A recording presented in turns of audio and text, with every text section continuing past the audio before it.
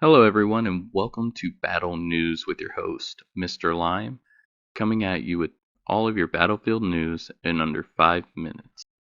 First, let's talk about the potential deal. According to sources speaking with the Wall Street Journal, EA is reportedly on the verge of being taken private in a massive $50 billion leveraged buyout.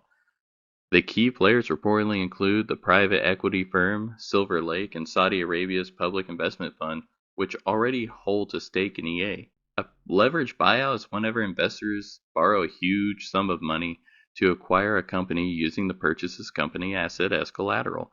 Historically, this has sometimes resulted in major layoffs and cost-cutting measures, as seen with Microsoft's acquisition of Activision and Blizzard. This raises serious questions about the future of EA studios like DICE and BioWarfare, and could potentially bring significant, for better or for worse, changes in the long run. But while this is all happening behind the scenes, we have a game to talk about. The good news for fans is that Battlefield 6 is still on track for its October 10th release date. It marks a return to form, delivering singular, continuous narrative in the campaign, reminiscent of older titles in the series. You'll play as members of Dagger 13, an elite Marine Raiders unit whose mission is to stop Pax Armada, a private military corporation capitalizing on global instability. It's a grounded, near-future military thriller spanning 9 missions and 3 continents. You'll experience epic set pieces like tank battles in Egypt and intense urban warfare in Brooklyn.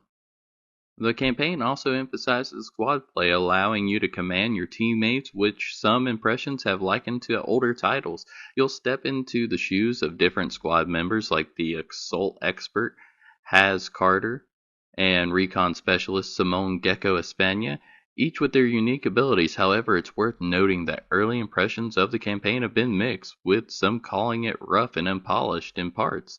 Additionally, it's confirmed that active internet connection is required to play the campaign. Beyond the campaign structure, one of the most talked about topics is the game's rendering, particularly when compared to Battlefield 4. While Battlefield 6 uses modern rendering techniques, many players have pointed out a perceived step backwards in visual fidelity and key features. The first point of comparison is destruction. In Battlefield 4, debris and rubble remained on the map for the entire match, creating a persistent dynamic battlefield. However, in Battlefield 6, fragments from destroyed objects reportedly despawn just after 10 seconds, which can feel less immersive. Then there's the issue of visual clarity. Battlefield 4 was praised for its crisp visuals and minimal post-processing effects.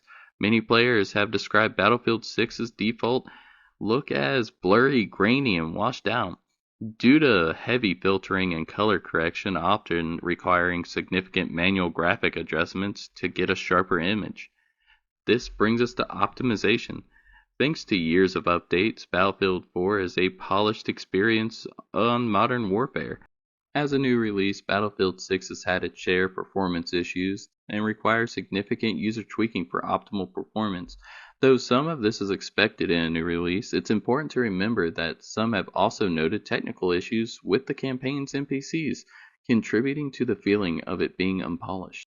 So despite the fresh campaign structure, questions remain about EA's future and some of Battlefield 6's technical aspects. What are your thoughts on the buyout and the game's campaign and rendering? Let us know in the comments below, and be sure to like and subscribe for more news. Thanks for watching, and we'll see you next time.